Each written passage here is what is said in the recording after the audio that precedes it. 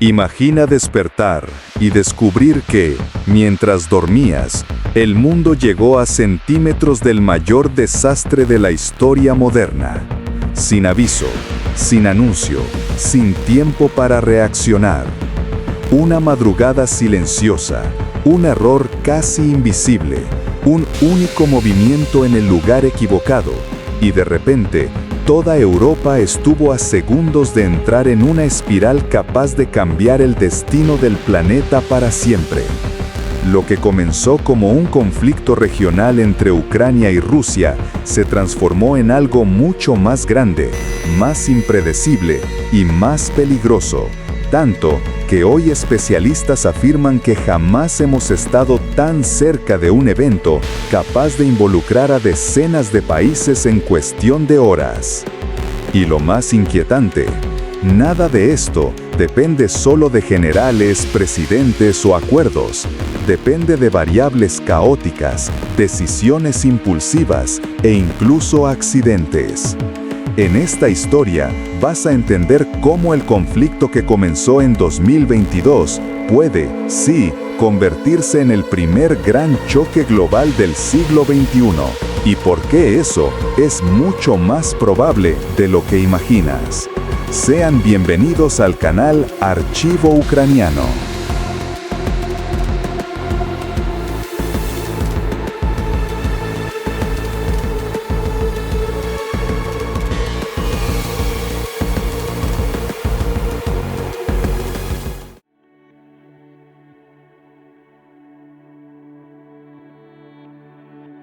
Nadie percibió, en el instante exacto en que Rusia cruzó la frontera ucraniana, que el mundo acababa de entrar en una nueva era.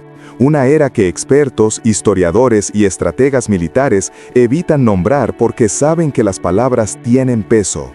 La mayoría de las personas imaginó que aquella invasión sería solo otro episodio localizado, un conflicto restringido a las tensiones históricas entre Moscú y Kiev, algo que permanecería atrapado en el mapa del este europeo. Era más fácil creer eso. Era más cómodo pensar que, como tantas veces antes, aquella guerra quedaría contenida, limitada y que no pasaría de ahí. Pero esta percepción, desde el primer día, estaba completamente equivocada, y la verdad del porqué estaba escondida justo delante de todos. Lo que pocos entendieron en ese momento es que las guerras no se vuelven mundiales de un día para otro.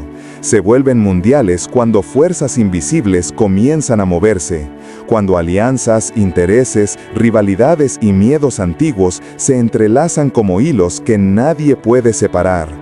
La guerra entre Ucrania y Rusia siempre tuvo ese potencial, y quienes seguían los bastidores lo sabían.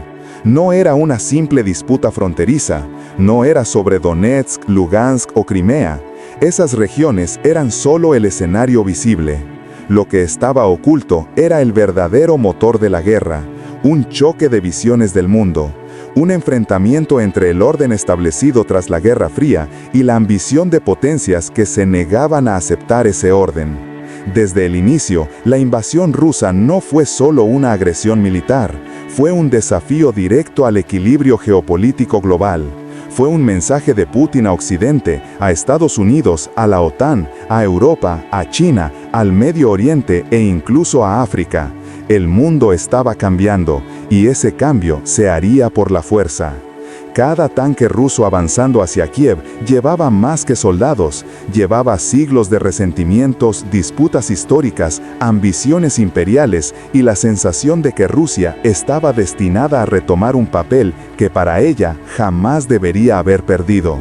Pero mientras esto ocurría, había otro movimiento mucho más silencioso, mucho más peligroso, desarrollándose en los pasillos de la OTAN. Las reuniones de emergencia no eran solamente para debatir sanciones o discursos diplomáticos, eran para revisar doctrinas enteras de defensa. Europa, que durante décadas vivió bajo la ilusión de una paz permanente, tuvo que enfrentar la realidad de que estaba completamente despreparada para resistir una guerra convencional a gran escala. El shock fue inmediato. Alemania, Francia, Polonia, Finlandia, Suecia, Noruega, todos comenzaron a actuar como si estuvieran a punto de entrar en guerra, y en cierto modo lo estaban. El público vio solo titulares, aumento del presupuesto militar, envío de armas, discursos más duros, pero eso era solo la superficie. Lo que nadie vio fueron los informes confidenciales que señalaban fallas críticas en la capacidad defensiva del continente, los cálculos que mostraban cuántos días resistirían los ejércitos europeos si la guerra cruzaba la frontera ucraniana, las simulaciones que revelaban vulnerabilidades que podrían ser explotadas por cualquier potencia adversaria. Era como descubrir que la casa donde has vivido durante años tiene grietas tan profundas que basta un viento más fuerte para derrumbarla. Lo que el público no percibió es que, en los bastidores, la pregunta que resonaba no era ¿qué haremos por Ucrania?, sino ¿cómo evitaremos que esto se convierta en algo mayor? Porque la tensión crecía, las amenazas eran explícitas y los riesgos eran reales. Putin mencionó armas nucleares. Ministros de su gobierno reforzaron la idea. El discurso, que debería haber sido solo retórico, empezó a sonar cada vez menos como amenaza diplomática y cada vez más como una posibilidad concreta. Por primera vez desde 1962, Europa volvió a discutir seriamente escenarios de ataque nuclear. No en películas, no en libros, sino en documentos oficiales, reuniones cerradas y evaluaciones estratégicas que nunca llegaron al conocimiento público. Y en paralelo, Rusia no estaba aislada. Mientras Occidente intentaba asfixiar económicamente a Moscú, otro movimiento ocurría casi en las sombras. China y Rusia fortalecían alianzas energéticas. Irán enviaba drones kamikazes capaces de alterar batallas. Corea del Norte intercambiaba munición por tecnología. Países africanos se acercaban al Kremlin en busca de protección militar. India mantenía acuerdos estratégicos con Moscú pese a la presión occidental. Parecía solo comercio, pero era algo más profundo. Era la formación de un bloque informal alimentado por resentimientos históricos y por el deseo de desafiar el dominio occidental. Esta red de alianzas, silenciosa y creciente, transformó la guerra en Ucrania en algo mucho más grande que un conflicto regional. Era una reorganización del mapa de poder, una redistribución de fuerzas similar en ritmo, intensidad y extensión a la que precedió la Primera y la Segunda Guerra Mundial. Solo que ahora, con una diferencia brutal, las armas actuales tienen capacidad para borrar ciudades en minutos. Ya no había espacio para romantizaciones ni para ilusiones.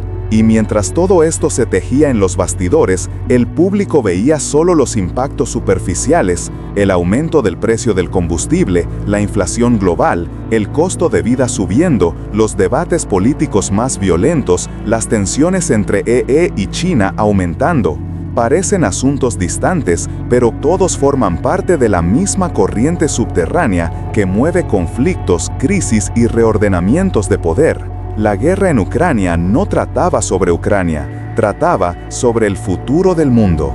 Y fue en ese escenario, cargado de tensión, miedo e incertidumbre, donde Europa comprendió que estaba entrando en una ruta sin retorno.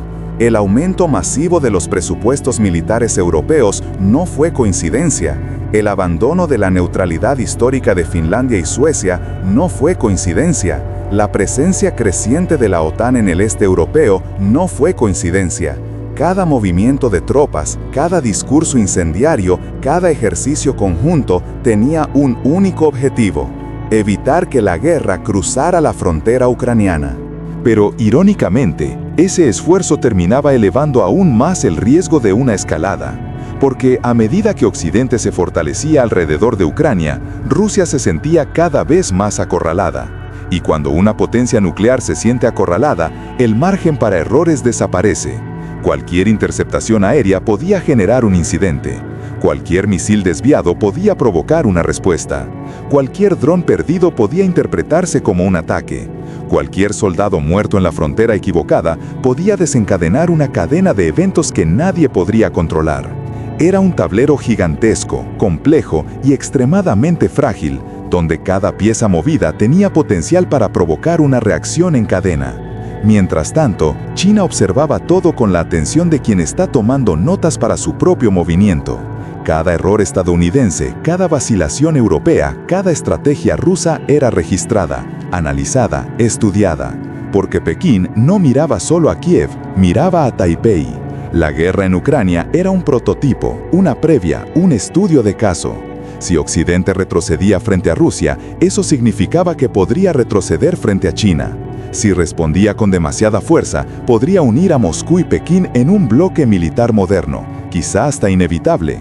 Y mientras las grandes potencias observaban, calculaban y reaccionaban, el resto del mundo comenzaba a sentir las ondas de choque. Países de África, América Latina, Asia y Oriente Medio enfrentaron crisis alimentarias y energéticas. Economías frágiles colapsaron, movimientos extremistas ganaron fuerza, gobiernos cayeron. El mundo estaba cambiando, no solo en el campo de batalla, sino en todas las dimensiones posibles, y la mayoría aún no había entendido que todo estaba conectado. La sensación que se extendía entre diplomáticos y generales era la misma que antecede a las grandes tormentas. Nadie sabe exactamente cuándo caerá, pero todos saben que se está formando. Y el punto más perturbador de esta historia es precisamente ese. Si alguien hubiera analizado con calma los movimientos globales de los últimos 2 años, habría notado que el planeta se estaba reorganizando de una forma muy similar a los periodos que precedieron a las 2 grandes guerras mundiales. El primer paso fue la invasión, el segundo la respuesta occidental, el tercero la reacción rusa, el cuarto la aproximación de otras potencias, el quinto está ocurriendo ahora. El momento en que pequeños incidentes comienzan a aparecer cada vez más cerca de la línea que separa un conflicto regional de un conflicto global. Y aquí es donde el gran loop de esta narrativa regresa con toda su fuerza. ¿Cómo un conflicto entre 2 países puede transformarse en un conflicto mundial? La respuesta es simple pero aterradora. Cuando los intereses involucrados superan completamente las fronteras de esos 2 países. La guerra en Ucrania es eso, un punto de intersección entre múltiples tensiones globales, un catalizador de rivalidades antiguas, una chispa que cayó en el momento más inflamable posible de la historia reciente. Y ahora surge una pregunta que ya debería estar en la mente de todos. Si la guerra ya alteró economías enteras, alianzas globales, doctrinas militares, discursos nucleares y la estabilidad continental, ¿realmente sigue siendo regional? ¿O acaso ya estamos viviendo, ante nuestros propios ojos, el prólogo del tercer conflicto mundial? Un prólogo silencioso, gradual, que solo será reconocido como tal cuando ya sea demasiado tarde. La madrugada siguiente al ataque que sacudió la frontera ucraniana no trajo descanso a Europa. Al contrario, mientras nubes pesadas se acumulaban sobre el este, una inquietud silenciosa crecía en los pasillos políticos de Bruselas, Berlín, Varsovia y especialmente Washington. Era una inquietud sin forma, pero con peso. Un peso que se notaba en las miradas intercambiadas entre diplomáticos, en las reuniones improvisadas en salas subterráneas, en los informes que llegaban tan rápido que resultaba imposible procesarlos. Era como si todos supieran, en el fondo, que algo estaba a punto de escapar de control, pero nadie se atrevía a admitirlo en voz alta. No todavía. No mientras quedara una mínima esperanza de que aquel incendio pudiera ser contenido. Pero la verdad real, es que la guerra estaba creciendo de un modo que nadie había previsto. Se expandía de forma imprevisible, casi orgánica, como un fuego que encuentra nuevos focos cada vez que alguien intenta apagarlo. Y es en ese tipo de terreno inestable donde el miedo empieza a comandar las decisiones. En Kiev, Zelensky reunía a sus asesores en un gabinete cada vez más presionado por el agotamiento nacional, intentando sostener el ánimo de un país que ya no sabía de dónde sacar fuerzas. En Moscú, Putin analizaba mapas e informes con la frialdad calculada de alguien que sabía exactamente lo que estaba arriesgando, pero que también entendía que retroceder significaría admitir la mayor derrota estratégica de Rusia en décadas. Y el resto del mundo, líderes que antes trataban el conflicto como un problema lejano, como una cuestión regional, comenzaban a comprender que estaban ante algo mucho más profundo, mucho más peligroso, porque cuando potencias nucleares actúan sin previsibilidad, cada gesto, hasta el más pequeño, puede convertirse en una chispa. y a veces basta una sola chispa para encender la mayor hoguera de la historia moderna. Fue en este escenario cuando el mundo observó casi sin comprender el repentino aumento de tensiones en el Mar Negro. Buques rusos comenzaron a operar cada vez más cerca de aguas internacionales, como si quisieran poner a prueba límites invisibles. Cazas británicos y estadounidenses patrullaban regiones que antes se consideraban seguras. Cualquier movimiento en falso podía provocar una respuesta. Cualquier respuesta podía generar un incidente. Y cualquier incidente podía iniciar una cadena de acontecimientos imposible de detener. Informes clasificados circularon entre los servicios de inteligencia europeos sugiriendo que Moscú preparaba una nueva fase de la guerra, más agresiva, más audaz y mucho más difícil de contener.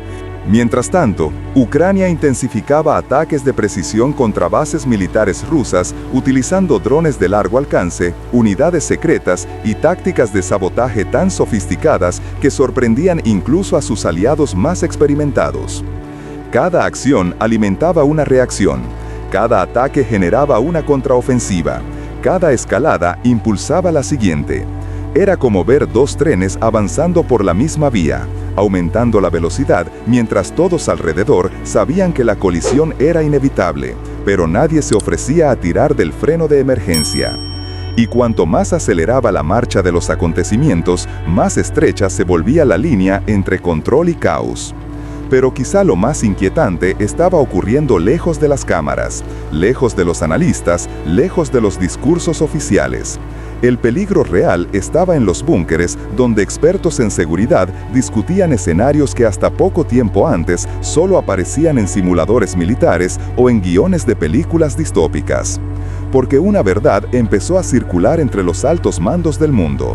Por primera vez desde la Guerra Fría, existía una cadena real de eventos que podía conducir a un conflicto global. Y esa posibilidad no era remota, no era teórica, no era fantasiosa.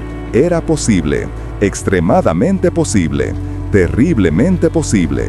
Mientras tanto, en el frente ucraniano, soldados que llevaban luchando desde 2022 empezaban a sentir que algo mayor se acercaba. No era solo el avance ruso en determinadas zonas del mapa, era la sensación colectiva de que estaban peleando en las primeras páginas de algo que podría convertirse en mucho más grande. Una especie de presentimiento que atravesaba trincheras, alcanzaba a comandantes y contagiaba incluso a quienes no creían en intuiciones. Una energía extraña, un silencio denso, una percepción incómoda. Aquella guerra podía expandirse más allá de cualquier frontera imaginable. Y cuando todo un ejército siente lo mismo, es porque la realidad ya está cambiando, aunque los líderes aún no lo admitan. Lo que realmente aproximó al mundo a un tercer conflicto global, sin embargo, no fueron los ataques directos, sino los pasos invisibles que cada país comenzó a dar en los bastidores. Estados Unidos, sin hacer ruido, aumentó la presencia de tropas en bases estratégicas en Polonia, Alemania y Rumanía.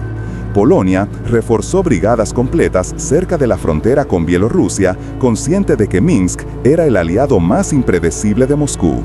Alemania, por primera vez desde 1945, aprobó una expansión militar superior a la prevista, una decisión que por sí sola ya indicaba que Europa entendía la gravedad del momento.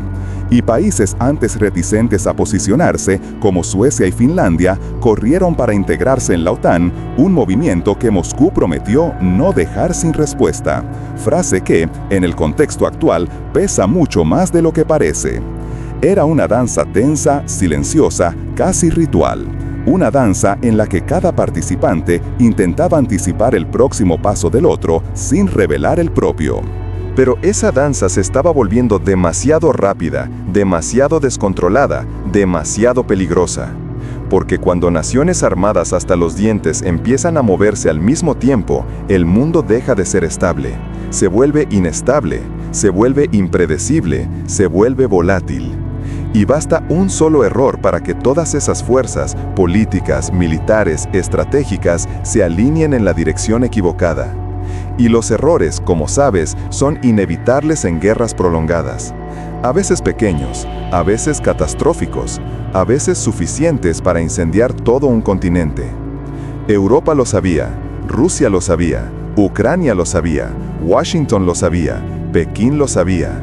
Y aún así, nadie se detenía, porque la guerra había dejado de ser solo sobre territorios o fronteras. Ahora se trataba de reputación, de influencia, de poder, de orgullo nacional, de demostración de fuerza. Pero por encima de todo, se trataba de supervivencia. Y cuando la supervivencia entra en la ecuación, ninguna de las partes está dispuesta a retroceder primero, porque retroceder puede significar perder mucho más que territorios o soldados. Por eso, expertos militares y analistas de inteligencia comenzaron a afirmar algo que meses antes habría parecido un exagero. El mundo se acercaba a un punto de ruptura. Y ese punto no estaba a años de distancia, estaba a meses, quizás semanas, tal vez días. Todo dependía de una sola variable: ¿quién haría el próximo movimiento?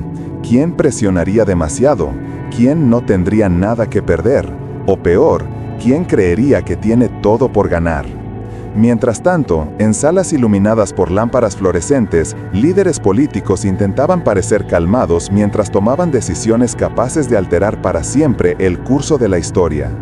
Pero fuera de esas salas, en las calles de Ucrania, en las ciudades de Rusia, en los centros urbanos de Europa y en las capitales del mundo, un sentimiento crecía lentamente.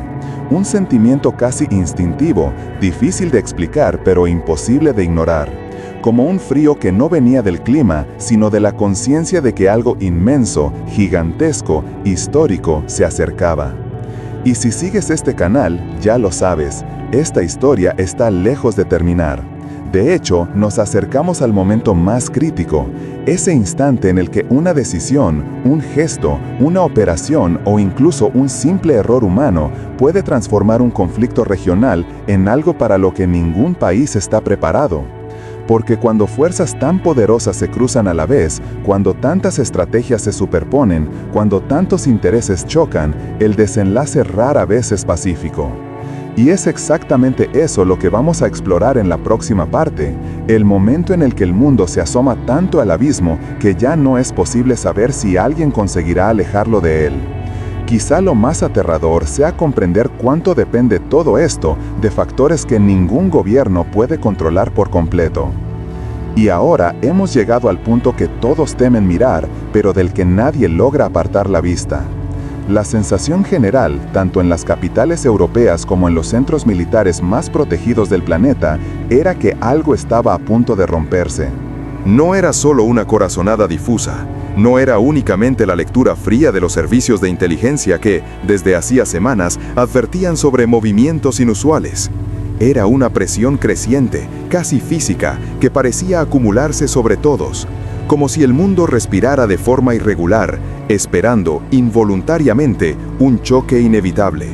Y ese choque comenzó a tomar forma en una mañana gris, pesada, cuando las comunicaciones entre varias bases de la OTAN registraron movimientos militares rusos que no encajaban en ningún patrón conocido, ningún protocolo, ninguna lógica convencional.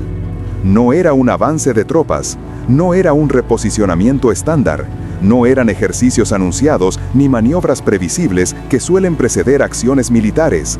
Era algo distinto, algo calculado y a la vez arriesgado, casi provocador. Los satélites captaron convoyes rusos desplazando sistemas de misiles balísticos de alcance medio hacia zonas cercanas a la frontera con países de la Alianza, algo que no se veía desde el punto más tenso de la Guerra Fría.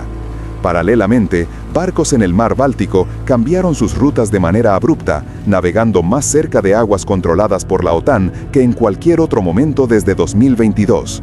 Como si quisieran probar cada centímetro de respuesta, como si buscaran provocar una reacción o medir hasta dónde estaba dispuesta a retroceder la alianza. Y como si todo formara parte de un guión cuidadosamente ensañado, aviones de reconocimiento rusos cruzaron rutas aéreas sensibles a plena mañana, obligando a cazas británicos, alemanes y noruegos a despegar de inmediato. Eso no es común, nunca es común, y cuando ocurre todo al mismo tiempo, en diferentes geografías, con una coordinación implícita, significa solo una cosa: el escenario está a punto de escalar a un nivel donde ningún error puede ser tolerado. Kiev recibió los informes antes incluso de que algunos de ellos fueran compartidos oficialmente con los aliados. Zelensky fue informado de que esos movimientos no tenían el patrón de una simple demostración de fuerza. Eran pruebas, sondeos estratégicos, intentos de medir hasta qué punto la OTAN reaccionaría y cuánto tiempo tardaría en hacerlo. Y la pregunta que empezó a resonar en los corredores de la presidencia era quizás la más peligrosa que se puede formular en un conflicto que involucra potencias nucleares. ¿Y si Rusia está a punto de empujar a Occidente hasta el límite? Pero, a diferencia de las escaladas anteriores, esta vez no fue Rusia quien dio el siguiente paso, fue Ucrania. Después de meses de ataques precisos, sabotajes coordinados y pequeñas conquistas en el frente que impresionaban incluso a los analistas más experimentados, Kiev autorizó algo que hasta entonces era considerado un tabú absoluto: ataques simultáneos contra múltiples objetivos estratégicos dentro del territorio ruso, algunos ubicados a cientos de kilómetros de la frontera. Depósitos de combustible ardieron en enormes columnas de fuego durante la madrugada. Bases aéreas entraron en estado de alerta máxima. Ciudades enteras se quedaron momentáneamente sin electricidad debido a la destrucción de infraestructura crítica, algo que antes parecía impensable. El impacto psicológico fue devastador. Por primera vez desde el inicio de la guerra, civiles rusos sintieron que el conflicto podía llegar a la puerta de sus casas, y eso provocó debates intensos dentro del Kremlin. Putin sabía que cualquier señal de fragilidad podía comprometer su imagen interna y debilitar su posición entre los círculos más duros del poder. Pero también sabía que responder de manera excesivamente agresiva podía desencadenar algo mucho peor: la intervención directa de la OTAN, convirtiendo la guerra en aquello que todos querían evitar, una guerra continental. Y así, durante horas que parecieron días, el mundo presenció una especie de silencio estratégico. Un silencio que siempre es más aterrador que el ruido de las armas. Porque cuando potencias nucleares guardan silencio, significa que están recalculando, que están analizando escenarios que normalmente jamás salen del papel. Significa que se encuentran ante encrucijadas donde cada alternativa tiene consecuencias irreversibles. Fue durante ese periodo que ministros europeos convocaron reuniones de emergencia. Políticos que rara vez estaban de acuerdo tomaron decisiones en cuestión de minutos. Y por primera vez desde 1949, varios países de la OTAN admitieron que permitir la caída total de Ucrania podría poner a Europa en riesgo directo. Polonia afirmó categóricamente que no esperaría a que los tanques rusos lleguen a su frontera para actuar. Lituania declaró que la próxima línea roja sería responder militarmente. Y Alemania, siempre cautelosa, siempre contenida, reconoció públicamente que la seguridad de Europa depende ahora de las decisiones que se tomen en las próximas 48 horas. El mundo no lo sabía, pero en los bastidores, los generales de la OTAN ya discutían planes que, hasta entonces, existían únicamente en simulaciones clasificadas. El establecimiento de una zona aérea controlada. El envío de operadores militares para coordinar sistemas de defensa ucranianos. El posicionamiento de baterías antimisiles en áreas que antes eran consideradas demasiado sensibles. Movimientos que, por sí solos, pueden alterar no solo el curso de una guerra, sino el de todo un continente. Y mientras tanto, Rusia, presionada interna y externamente, humillada por ataques dentro de su propio territorio, observaba con inquietud cómo las tropas de la OTAN se acercaban cada vez más a las fronteras simbólicas que Moscú siempre había tratado como sagradas. Cada nueva decisión acercaba aún más al planeta a un escenario que los especialistas describían con una frase capaz de helar la sangre de cualquier soldado. El primer disparo de la Tercera Guerra Mundial podría producirse por accidente. Pero el destino, como siempre, tiene su propia manera de intervenir. A veces es un error humano, a veces es una falla técnica. A veces es algo tan diminuto, tan aparentemente insignificante, que si alguien lo contara, nadie lo creería. En este caso, fue un dron, un simple dron, quizás militar, quizás un artefacto civil adaptado, quizás enviado por algún grupo que nadie reclamaría como propio. Un objeto que, en cualquier otra circunstancia, habría pasado desapercibido en los radares. Pero aquella noche, en aquella frontera cargada de tensión, cuando cruzó el espacio aéreo de un país de la OTAN, fue confundido de inmediato con una amenaza real. Sonaron alarmas en varias bases europeas, cazas fueron activados en segundos, sistemas defensivos se pusieron en máxima alerta, y por unos instantes, quizás demasiado largos, el mundo estuvo literalmente a centímetros de un disparo capaz de cambiar para siempre la historia moderna. Si aquel dron hubiera sido derribado sobre un área sensible, si sus restos hubieran caído donde no debían, si algún comandante hubiera interpretado su trayectoria como una provocación planificada, quizá no estarías viendo este video ahora. Quizá estaríamos contando el comienzo del conflicto que habría atravesado fronteras, océanos y límites geopolíticos que llevan décadas intactos. Pero, por razones que tal vez nunca sean completamente comprendidas, nada de eso ocurrió. El dron fue interceptado, analizado y clasificado como no amenazante. Fue un momento tan delicado que, más tarde, varios generales europeos admitirían que fue lo más cerca del final que habían estado nunca. Y mientras eso ocurría en los bastidores, algo esencial tuvo lugar. Tanto Rusia como Ucrania entendieron, de forma brutal y simultánea, que habían ido demasiado lejos, demasiado rápido, demasiado profundo. En los días siguientes, negociaciones secretas, invisibles para el público, fueron conducidas por intermediarios. Diplomáticos viajaron de madrugada, líderes conversaron por líneas encriptadas, y ambos lados, aunque sin admitirlo públicamente, retrocedieron unos pasos, no porque quisieran, sino porque comprendieron que estaban coqueteando con un abismo del que ninguno saldría vivo. Era un momento en el que victoria ya no significaba supervivencia, en el que el orgullo ya no justificaba el riesgo, y en el que seguir avanzando significaba, literalmente, destruir el mundo que intentaban moldear. Así, la temperatura bajó, no se apagó, no terminó, pero bajó. La guerra continuó, sangrienta, cruel, extenuante, pero ahora había algo nuevo flotando sobre todas las decisiones militares y políticas: la conciencia de que un solo error podría transformar un conflicto regional en una catástrofe global. El miedo, sí, el miedo, se convirtió en la línea invisible que impidió que aquella noche se transformara en el punto de partida del peor capítulo de la humanidad. Y aquí llegamos al final de esta historia, pero no al final de este conflicto, porque la verdad, desnuda e incómoda, es que el mundo sigue caminando sobre una cuerda floja. Cualquier cambio brusco, cualquier cálculo equivocado, cualquier decisión tomada por orgullo o desesperación puede reabrir la misma herida que casi llevó al planeta al colapso total. No existe garantía. No existe seguridad absoluta. No existe distancia segura entre el presente y el caos. Solo existe la realidad de que vivimos en el periodo más peligroso desde 1945. Y mientras potencias intercambien amenazas, mientras alianzas se fortalezcan, mientras enemigos se acerquen, el fantasma de la Tercera Guerra Mundial seguirá allí, rondando, observando, esperando una decisión equivocada en las sombras.